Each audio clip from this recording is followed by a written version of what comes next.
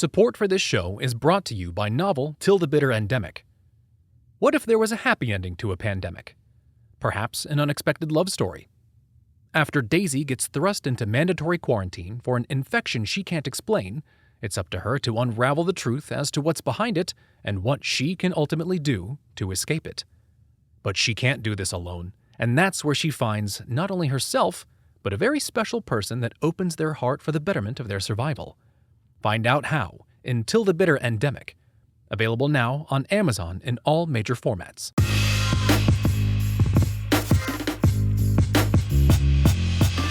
Greetings and salutations, all you beautiful people, and welcome to another episode of Art of the Beholder, a show dedicated to all things eclectic in the world of art. I'm your host, Novo Day, and today we're going to be talking about art and music, focusing on the undisputed champion of the Radiohead catalog. That's right, guys, you heard it first. We've done it. We've done the homework, we've done the math, we've done the research, and we've found it. We found the greatest thing Radiohead has ever done, ever, period, full stop, like the Radiohead song, and that is this. Are you ready? Drum roll. LP1 Pablo Honey. Now, I know what you're thinking, guys. Calm down, Internet. Reddit, Internet, X, all you guys, just give us a second. I know what you're thinking. That's impossible, right? Well, today we are going to prove, nay, finalize, and have an undisputed argument and conclusion that this is indeed the greatest thing Radiohead has ever done. And we're going to explain why, how we came to this conclusion today. But first, let's meet our guest.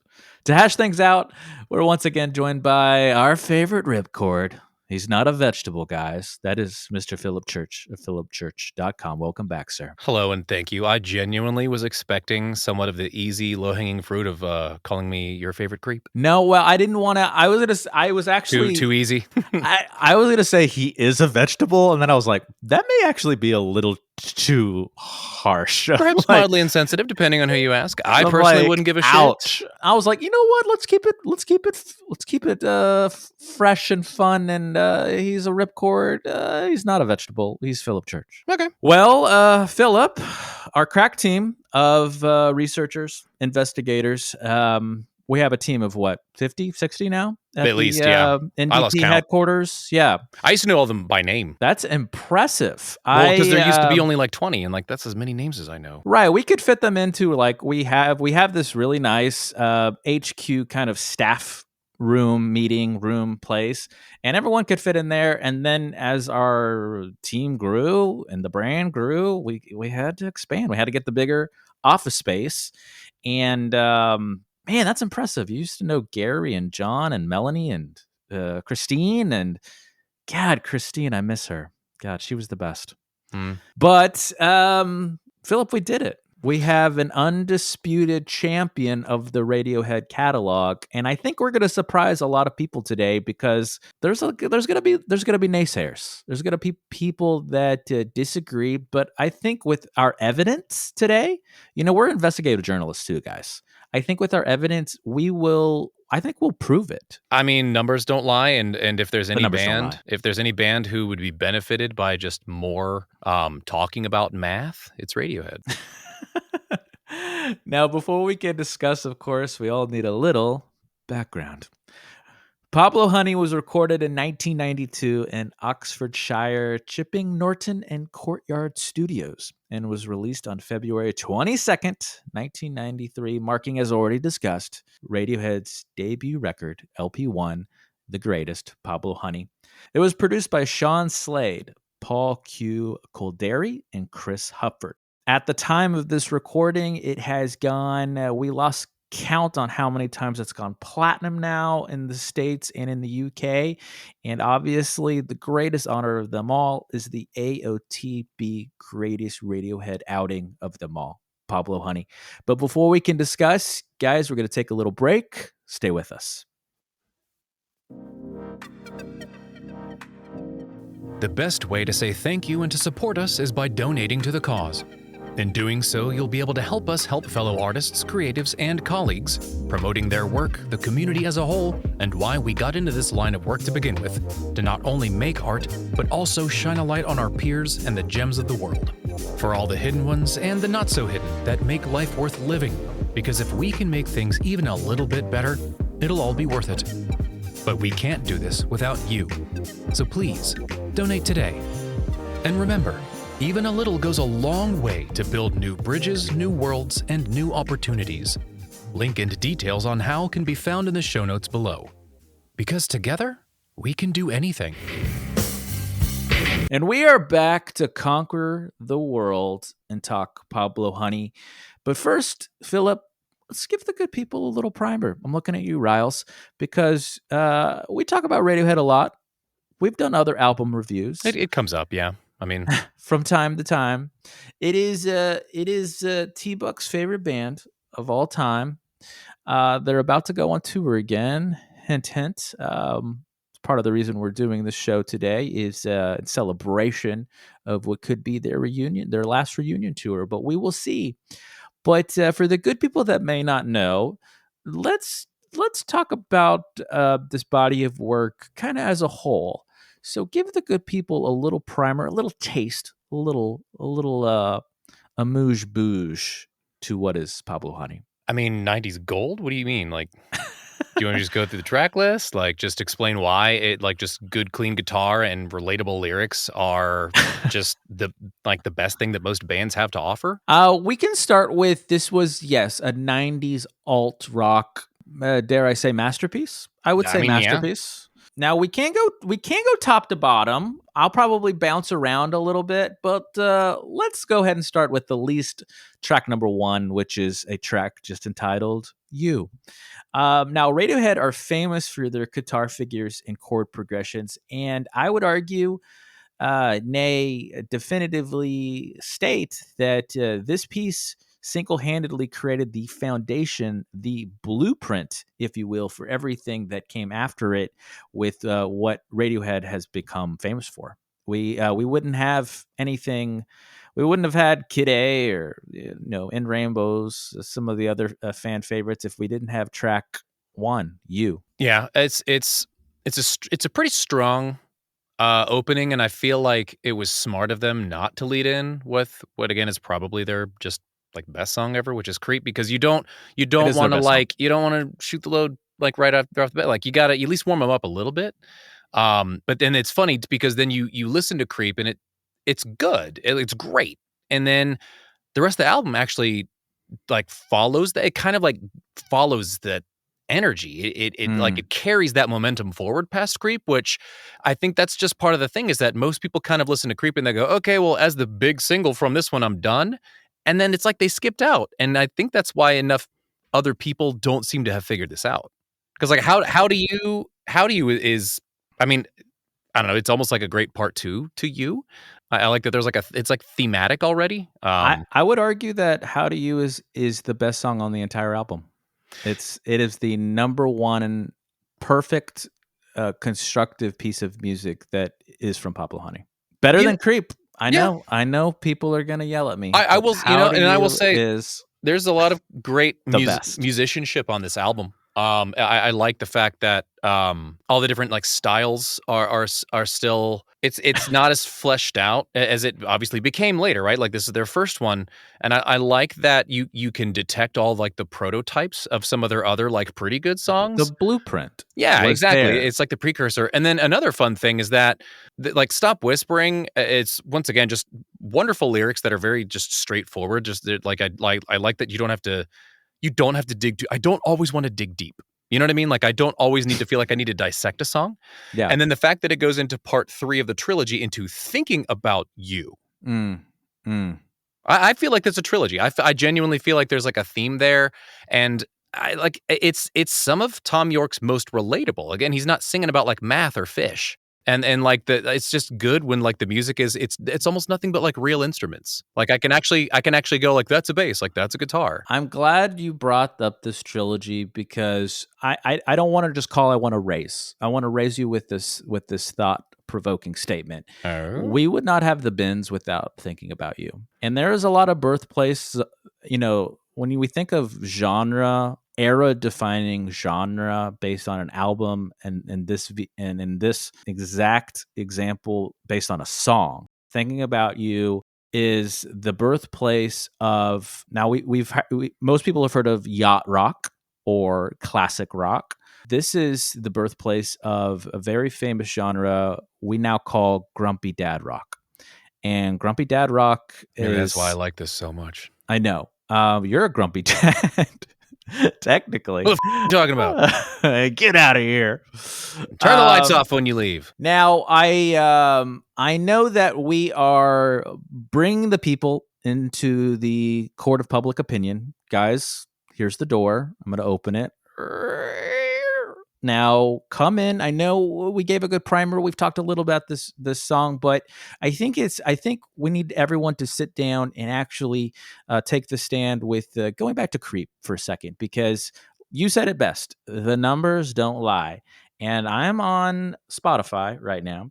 And Spotify, again, the undisputed champion of all streamies, that gives us data, So this is objective fact. This isn't just we're pulling out of our ass to try to prove that Pablo Honey is the greatest thing that Radiohead has ever done. I don't have to work that hard. This is established fact. Creep, again, their best single they've ever made, ever, has been listened to over 2 billion with a B times. And that's just on Spotify. I mean, think about all the radio play, the movies that it's been in, like the weddings. It's been all over the place. That's just Spotify's 2 billion. That's Spotify's 2 billion. So think about Apple's, everything else, iPods, count them.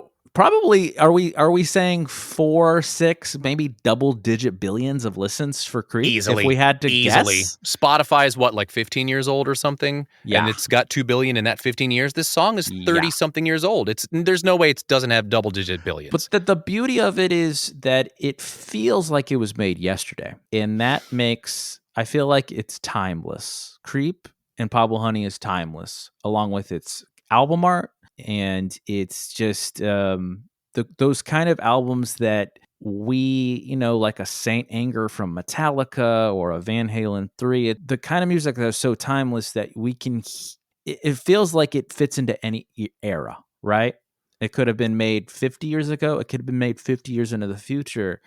And that's what I think. I think that's when music is so special. Like when great art transcends kind of space and time, and especially music does this the best, that you can think of any time in your life and something like How Do You would fit perfectly. Yeah, and I mean, and something that you touched on there a little bit also kind of reminded me, like the way it is timeless. It's just I really appreciate that straightforward songwriting style. Like, I don't need 6 and 7 minute songs, again, full of beeps and boops, and we don't need what I don't know is an instrument. Yeah, again, it's just, this is good, straightforward songwriting, which is why it's timeless. That's the thing, is like, anybody can do something complicated. Complicated does not mean good. So when you take some of the best music that you've ever heard, a lot of it, as we have discussed on this show about numerous different artists, is simple.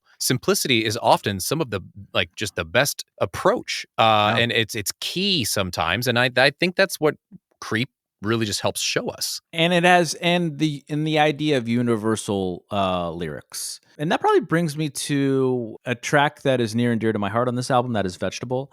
And I feel like this album is like, we always have sub theses on, we always have our main theses when we do our little audio essays, and then we have some sub theses. And my sub theses that I kept going back to over and over again with this piece and Pablo Honey was, I realized this was the birthplace of so many different things. Not only the blueprint for Radiohead's future albums, but when a lyricist can transcend just trying to write words to music and truly become a poet, I felt that with Vegetable. Vegetable is, to me, almost Shakespearean. I'm not going to disagree with you. He's at a loss for words, guys. I mean, genuinely, so sometimes profound. I It's hard to sometimes even just like to separate the greatness from itself. Sometimes I'm trying to make sure to like take it all into context because there is so much So good much. on this great, I should say, on this album that even just having to stop is like, okay, well, it's almost like I have to think about it in track numbers sometimes of just being like, no, that like that, that seventh or that eighth one really did it.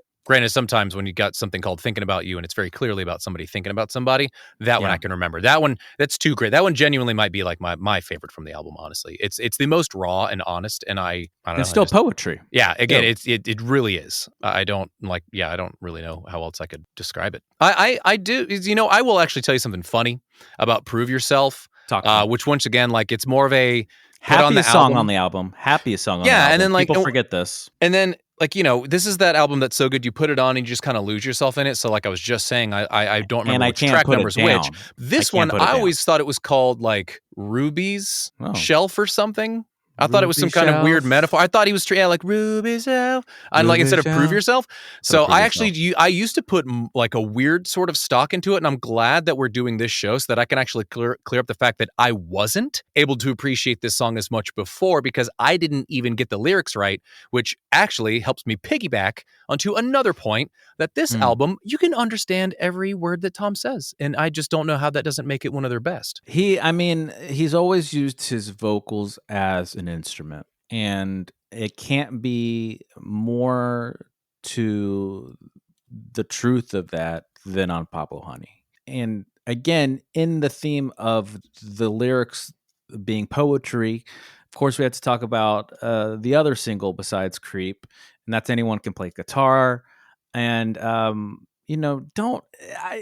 you hear a lyric and you're like, this is me, that is me. Don't we all, Philip, don't we all want to be Jim Morrison? I mean, I want to be Jim Morrison. I mean, of all the people too, like the Lizard King is quite the person to aspire to because that was like the voice of a generation. Like who doesn't? Right. I literally walked people up to the door of the court of public opinion, and we're going through the doors as we speak. It just, when we talked about this on other shows, when something truly speaks to you, when you're like looking at a painting and it's more than just a piece on the wall, when you see a piece of photography that it becomes more than the scene of the action. And in this case, when the music becomes something more, it becomes powerful, becomes timeless. It's Anyone Can Play Guitar is one of those pieces. And when I heard that lyric, I was like, this was written for me, Philip. This was written for me. I will say, if we're going to sit here and be honest about all the other math that checks out, sadly, Novo, you were a young boy in America when this song was written. So it feels that way because, again, that's just what damn good songwriting does, is it will convince you that these, songs are personal, that you are connected to the singer. I don't blame you at all, but I'm going to be really real with you, buddy, because we're good friends. Let's get it wasn't about you. He was thinking about you maybe earlier, but this one was not about you. Oh man. Which one was about me? Thinking about you. Thinking about, okay. Yeah. He was right that in is the words. Easily your favorite track on this album. Without a doubt. Hands down. What? Mine is easily track 3. How do you? It's just, oh man, it's unparalleled. But we got to move on, or we could literally do an hour of talking about How Do You and Thinking About You, right? So we can't forget Ripcord, as already joked about in the guest intro. A little more grumpy dad rock. We need that kind of rock. I'm into it. There's yacht rock, there's classic rock, there's dad rock, there's grumpy dad rock, and this is that. It's just perfect across the boards. And then of course that brings us to I Can't. I will sum it up with one word, or I should say a phrase: most memorable. Yeah, can't get it out of my head. Like it lives in my head, as the kids say, rent free. I'm not gonna do it, because we don't have time today. I could literally recite every single lyric of this song verbatim. I could like read it flat like I'm reading it from a book. I'm not going to do that right now, but I'm just saying I can. Well, now you do have to do this for me at some point, though. You understand that? We can maybe do it in the post show, the post credits show. Yeah, sure. So guys, don't forget. I got time later. We do Marvel, post-credit scenes for you guys. So I'll maybe leave it there. And then we have, how do you actually pronounce this? Because I feel like maybe it's because they're Lurgy? British. Lurgy? Yeah. Or lurgy? Like I do loogie? the J, the JG. I do lurgy. Lurgy. Like to lurge or like to lurch or like the urge or yeah, I don't know. Okay. Well, you are the wordsmith. You are a wordsmith. Always struck me as lurgy. So you are the silver tongue, being the voiceover actor of the NDP family. So I'm told. So I'm going to just assume you're right and it's lurgy. Lurgy? Wait. No, wait. Yeah, not lurgy. Not like a loogie. Right. Yeah, I don't think so. Okay. Well, this is the second most memorable song in the whole album. Again, I could recite every lyric if I wanted to. I'm not going to do it. We don't have time for that today. But I can easily do that. No problems. And then, of course, the shoegaze album closer, Blowout. And this is, every band gets that point, just like the Beatles and Sgt. Pepper's, or, Pink Floyd and probably metal. Every band gets to that point where they're like, we got to experiment. And we would not have had all their experimental songs to come if we didn't have Blowout. So again, sub-theses of this album was the birthplace of so many things for the future of the Radiohead album. And that's why I can't stress this enough. That's why it's the best, because you can't have the future. We can't have a huge tree without the seed. No, I mean, the legacy is important. History is important. Where something came from is important. And I mean, these are songs that, looking into this. Oh, darn it. I did really good without just dropping a You very were casual. doing good. I've been so much better these days. You can tell I'm getting tired. We're gonna bleep the shit out of you. Oh, now I did it. Oh, balls. Guess we'll have to cut it. All right. Balls. Best kind. Yeah, history's important. Yeah, that's right. They spent years writing and working on these songs. Years. Like that, again, like you don't always like diving deep into their own souls. Yeah, but it's like to find the human condition that all of us could share, and hence why I feel like I'm Jim Morrison sometimes. When I get on a soapbox. But Blowout was a lot of things. Part bossa nova, part shoegaze outro. I like that there's that fun preview of some of the like almost jazzier elements of like future Radiohead that you can kind of tell. Pyramid song. Yeah, exactly. Like at that point, there's like it's a neat like way. It's the final song on a banger of a '90s album, and like you've got this very different feel all of a sudden, and it's still good.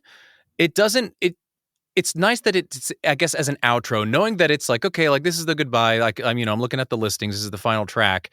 Because again, it doesn't hit quite as hard or deep as the rest of the album does, but it's a fantastic send-off. And what it does really well is, as soon as it ends, you're excited to hear that little like arpeggio in you to start the album, and you just want to do it over again. Like you just want to get on the roller coaster again and have a blast, have a ride.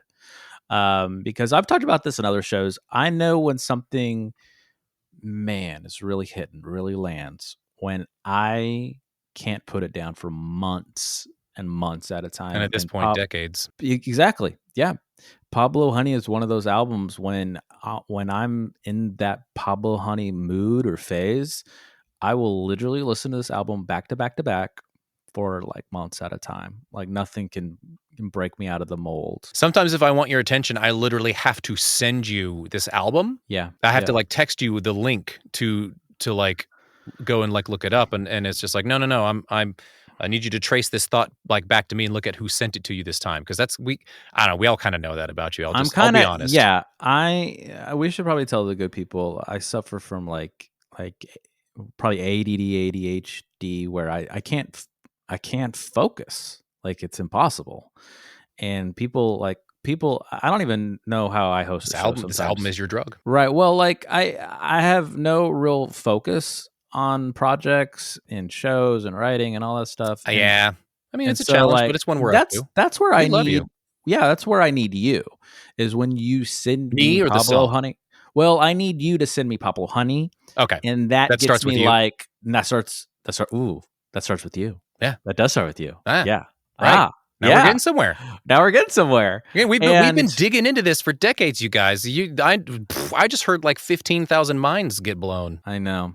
We and that's just the people in the office. We don't like to brag, but Radiohead is huge fans of the show, right? And we've had T-Yorks? we've had shout out, Big Dog. What's up? We've had Tom on the show 7 times, Johnny in the show just a couple times, Colin once, Phil once, Ed's not shy to do the interview, just like Tom and Johnny. So we've had him on multiple times too. And it all comes back. Like, we'll talk about their new stuff, The Smile, and their side projects. Johnny's, writing for orchestras for films. He's like scoring a whole film. But we often will come back to Pablo Honey over and over again in our interview shows. I don't know how you wouldn't. In our roundtables. And it's just something that anchors us all and helps me stay focused, because when I have it on, how like people will write to music, they'll like put their headphones on and they'll write, or they'll they'll have music at the background to keep them focused. I gotta have it. I gotta have Pablo Honey on repeat. It's your music version of speed dial. It's your number one. It's right there. So I feel like we sat everyone down in the court of public opinion. We walked them right through the whole thing. We walked them right through. We took the stand. So let's rest our case and tell the good people why clearly we have finally found the undisputed, absolute best thing radio has ever done. Give the people the closing remarks. Yeah, this is where it all began in so many ways.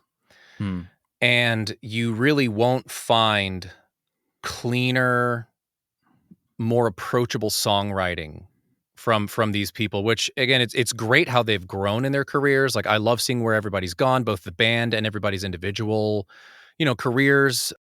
And even just knowing the relationships that grew out of this album, like how this is how Tom York, for instance, met PJ Harvey, because they toured for this album, because everyone else knew that this was going to be like one of the biggest albums of all time. The people that heard this as it was being made in the studios legitimately couldn't help themselves but like applauding at some point. That's a rare reaction. It's a rare kind of thing. And when you've got such a long spanning career that each album almost feels like a tribute to a certain part of your very first album, I just follow the signs. I mean, it's all right there and obvious. You got to look back. That's what Radiohead is clearly doing by constantly revisiting all the gold and kind of like you put it, like the seeds that were planted back in 1990. Well, recorded in 1993, but again, had been written and worked on and just slaved over for years. So, 1992, released 1993. Oh, yeah, sorry. Finally correct. Done. Yes, released in 1993, but still, they got together in the mid 80s, and so this was their like heart and souls. Friday, this was their on a Friday. Practically, yeah, exactly. Every Friday, on a Friday, they would rehearse, and it took them that long to really feel like what they had been working on in their hearts and souls was that the rest of us were ready for it. And thank goodness they were right. So it's if anything, it's one of the biggest bands on the planet's love letter to the rest of the human race. Oh, man. I could have not said that better myself. What a perfect closing remark. We'll let the jury decide. But until then, guys, thank you so much for listening. We appreciate your time. We appreciate your ears. And we're excited to hear what you think, because we know you're going to come out of that jury box. And you guys are going to tell us that this is indeed the greatest work that Radiohead has ever done. Keep on listening, just like we have, and I guarantee that this will become your favorite as well. Of course, I want to thank, I couldn't have done this without my number one. I don't know why I did a Star Trek reference there, but that just popped in my head. I couldn't have done this without you. I think it's because Pablo Honey was the final frontier. I couldn't have done this without you, Philip Church of philipchurch.com. Thank you again. Thanks for listening. But before we go, we got a little icing on the cake, a little cherry on top with what we call the Gym of the Week. But before we talk gyms, guys, let's hear a word from their sponsor. Art of the Beholder is brought to you by Zencastr. Zencastr is our go-to tool for remote podcast recordings. What's great is that you can record separate audio and video tracks, and it's all backed up on a secured cloud, so you never lose your hard work. Even better, it's easy to use, and there's nothing to download. So go to Zencastr.com, Zencastr.com, and use promo code Art of the Beholder to get 30% off your first 3 months with a pro account. Now back to the gyms. Mine, I thought we would keep this tradition up of other. I feel like we wanted to have our crack team of researchers and investigative journalists and all of these amazing people that work at NDP HQ find some other amazing albums, and eventually we'll do a piece on these albums for future shows. But until then, as kind of a special tribute to Pablo Honey, our Gems of the Week are going to be dedicated to some amazing other either albums or media, films, art that just stands apart from the rest as one of the undisputed best of these other acts. I already said Saint Anger by Metallica and Van Halen 3, but also probably The Final Cut or arguably Ummagumma by Pink Floyd. And of course, the reigning champion of some of the best work by a band is Cut the Crap by The Clash. Man, you came in armed to the teeth. I only had a couple of them. So Chris Cornell's Scream, I feel like everybody always wants to focus on Soundgarden, but Scream was just unlike anything that he was ever really able to record with other, like people, I'm just going to say it, like dragging him down and holding him back. So he finally got to express himself. And, getting so deep into Pablo Honey kind of made me explore some of my own roots. And I genuinely have a gigantic newfound respect and appreciation for Villains by Queens of the Stone Age. We did, click here for our Queens of the Stone Age show. We did a full discography retrospective, and goddamn, that is just a masterpiece of an album. It slaps. It slaps hard. It just slaps hard. Always has. And if you like that, guys, you can always check us out at novadayproductions.com. Don't forget to like, subscribe, do all the things. You could follow us at _Novo_day, days to eat, or at AOTB podcast and AOTB.podcast. One's got a dot, one's got no dot. You'll find it. If you'd like to sponsor our little love child or be on the show, you can always reach out to us at novadayproductions@gmail.com. So until next time, you know what to do. We'll see you in the next one, but until then, be good to each other. And as always, good luck and Godspeed. We love you. Art of the Beholder is brought to you by Novo Day Productions. Created by Novo Day and Theodore T. Buckingham. Written, directed, produced, and edited by Novo Day and the NDP Collective. Starring Philip Church of philipchurch.com. That's Philip with one L. Alexandra Parsons of alexandraparsons.com. ALEXANDRA-PARSONS.com. With special contributions by Theodore T. Buckingham. Music by A Company, Instagram handle A_CO_music_. Logo design by Tom Justice of thejusticecompany.com, JESTUS. Thank you again for listening. All rights reserved. Are you ready to elevate your style and make a lasting impression in fashion? Ready for change? To find the best you? Whether it's creating stunning designs or crafting the perfect wardrobe, AP Design is here to transform your vision into reality. From everything from sustainable goods to personal consulting, Alexandra Parsons of AP Design aims to bring innovation and elegance to your every project.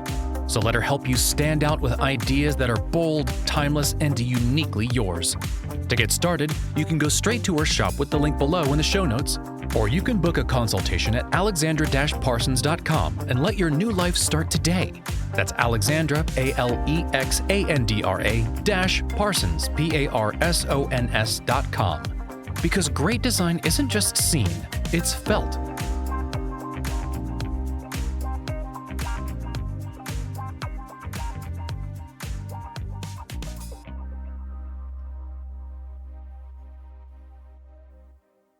Okay, I think the credits are, they're over. So Finally. we have made it to our Marvel post credits in scene conversation, and it's time to tell the good people April Fools.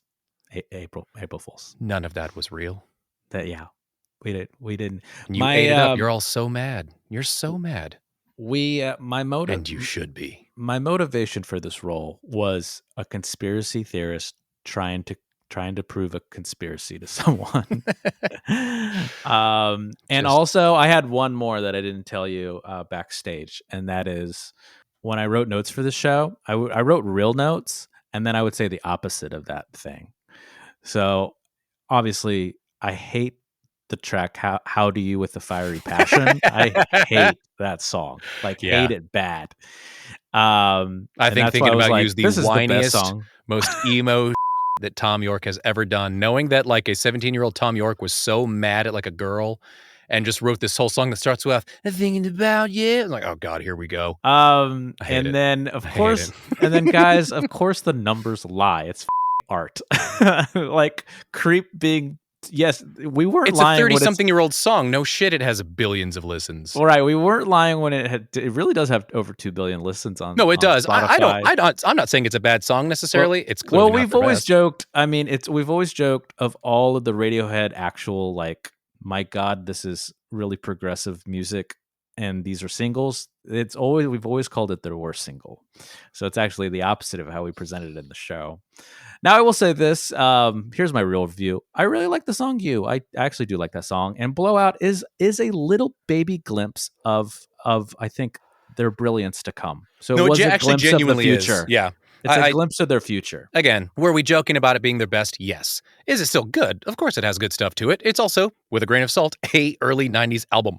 But made by literal teenagers / young 20-year-olds. They didn't know what they were doing yet. They literally almost botched the recording stuff because they were so inexperienced. Like they were children. Oh yeah. And they've talked about that. But guys, if you look at our early stuff, yes, there's so many flaws. You got to start somewhere.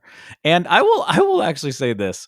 I listened to it so many times in preparation for the show. By the 50th, forcing myself to eat this spinach, eat your vegetables, no pun intended. Yeah. I was forcing this music down my throat. After a while, I was like, I think I do kind of like this album. Yeah, it was actually nice. Grew on me a little bit. It was nice to give it another listen, and again, some of it still strikes me as kind of just very funny and emo and whiny. But that's not to say that there's not some cool licks, and you're like, yeah, I can see how this is baby Radiohead. That when you say Radiohead, you think of the weird crap, you think of you do think of the beeps and the boops and the math and the fish, and that's what we love about it. The very electronic. So it's just very interesting. Stuff. Really, actually sitting on and thinking about this pre what we know as Radiohead. Right. So we knew we wanted to give you guys a little April Fool's joke episode. So there you are. Please send this to someone and try to convince them that we're telling the truth and we really feel this way, because it'll warm our hearts. That's someone. Yeah, please let this, if anything, let this be somehow the weirdly most successful episode of this show ever. Just to piss your friends off, because we all know it would be the fun creep of our shows where we got popular. It kind of would, and then all the other shows where we take things really seriously would be in the dust compared to this show. Oh, that would be so funny. I would like that a lot. I would like that so much. Well, guys, we're going to sign off. So until next time, be good to each other. We love you.